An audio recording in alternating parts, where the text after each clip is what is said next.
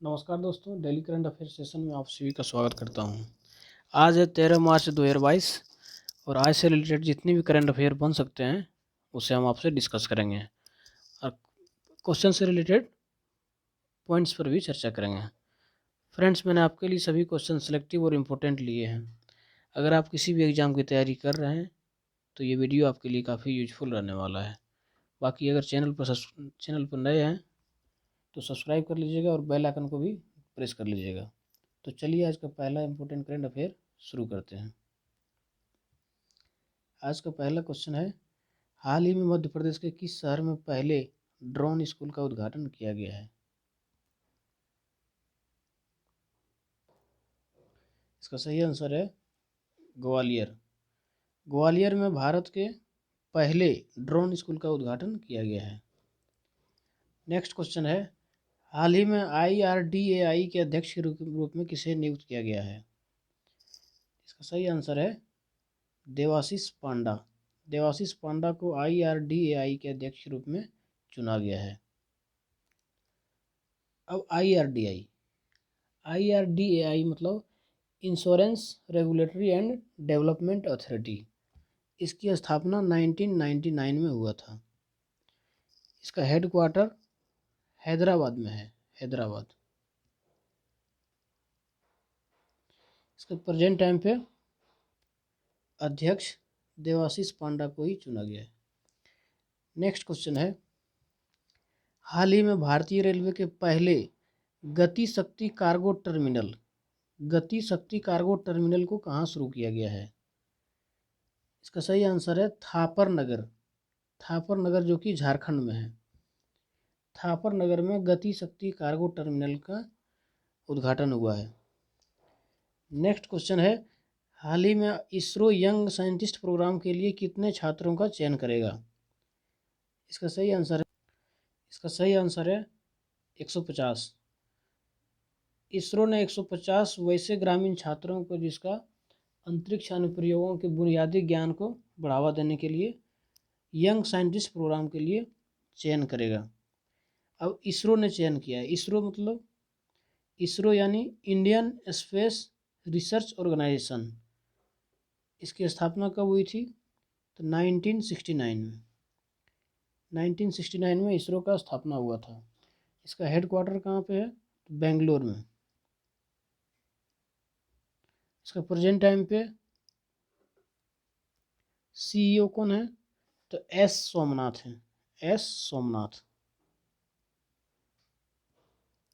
Next question है, हाल ही में भारतीय वायुसेना अकादमी के नए कमांडेंट कौन बने हैं? इसका सही आंसर है बी चंद्रशेखर भारतीय वायुसेना अकादमी के नए कमांडेंट बने हैं। अब भारतीय वायुसेना के बने हैं तो भारतीय वायुसेना के बारे में कुछ डिटेल जानते हैं। आइए, भारतीय वायुसेना की स्थापना 8 अक्टूबर 1932 को हुआ था। इसका मुख्यालय नई दिल्ली है। इसका अभी प्रमुख, भारतीय वायुसेना का प्रमुख विवेक राम चौधरी हैं और इनका उप प्रमुख संदीप सिंह हैं। राफेल उड़ाने वाली पहली महिला पायलट सीमांगी सिंह बनी है और भारतीय वायुसेना की पहली फाइटर पायलट उड़ाने वाली भावना कंठ हैं। भारतीय वायुसेना की पहली महिला पायलट हरिता कौर देओल बनी है। नेक्स्ट क्वेश्चन है, हाल ही में RBI ने किस पेमेंट बैंक को नए ग्राहकों के ऑनबोर्डिंग को रोकने का निर्देश दिया है? इसका सही आंसर है पेटीएम पेमेंट बैंक को। पेटीएम पेमेंट बैंक को RBI ने नए ग्राहकों को ऑनबोर्डिंग करने के लिए रोक दिया है। अब RBI ने रोका है। RBI यानी रिजर्व बैंक ऑफ इंडिया। इसकी स्थापना कब हुई थी? तो 1 अप्रैल 1935 को। इसका हेडक्वार्टर कहाँ पे है? तो मुंबई में। इसका प्रेजेंट टाइम पे गवर्नर कौन है? शक्तिकांत दास हैं। नेक्स्ट क्वेश्चन है, हाल ही में 4 धाम परियोजना समिति का नए अध्यक्ष किसे नियुक्त किया गया है? इसका सही आंसर है justice A.K. Sikri. Justice A.K. Sikri को चार धाम परियोजना नई समिति का नया अध्यक्ष चुना गया है। नेक्स्ट क्वेश्चन है, हाल ही में role of labour in India development नामक पुस्तक किसने लॉन्च की है? इसका सही आंसर है भूपेंद्र यादव। भूपेंद्र यादव हमारे अभी केंद्रीय रोजगार मंत्री हैं। इन्होंने role of labour in India development पुस्तक लॉन्च किया है। अगला क्वेश्चन है, हाल ही में जारी वी डैम डेमोक्रेसी, ध्यान रखिएगा, वी डैम डेमोक्रेसी रिपोर्ट 2022 में कौन से देश टॉप पे रहा है?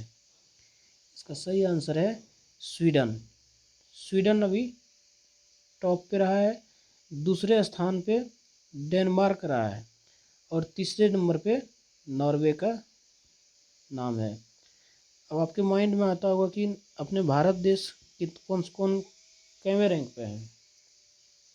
तो भारत इसमें वी डैम डेमोक्रेसी रिपोर्ट 2022 में 93वें नंबर पे है।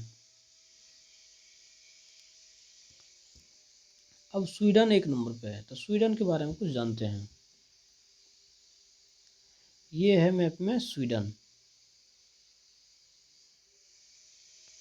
स्वीडन की राजधानी कहाँ है? तो स्टॉकहोम।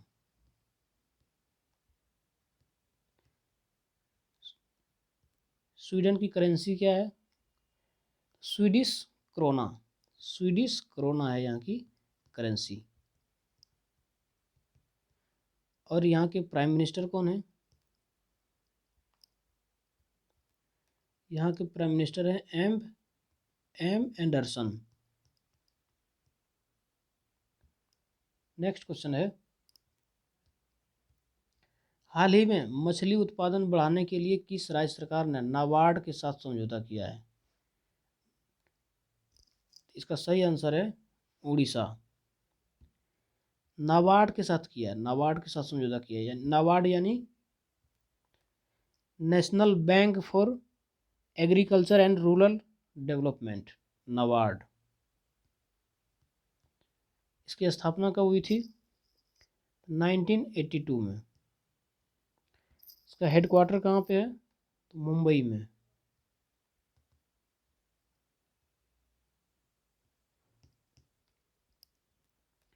इसका प्रेजेंट टाइम पे प्रमुख कौन है?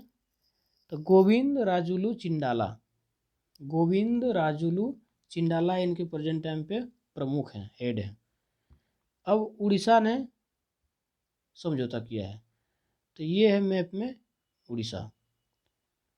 उड़ीसा की कैपिटल क्या है? भुवनेश्वर।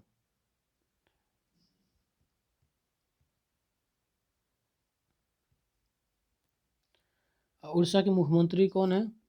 नवीन पटनायक। नवीन पटनायक। और यहाँ के गवर्नर कौन है? गणेशी लाल।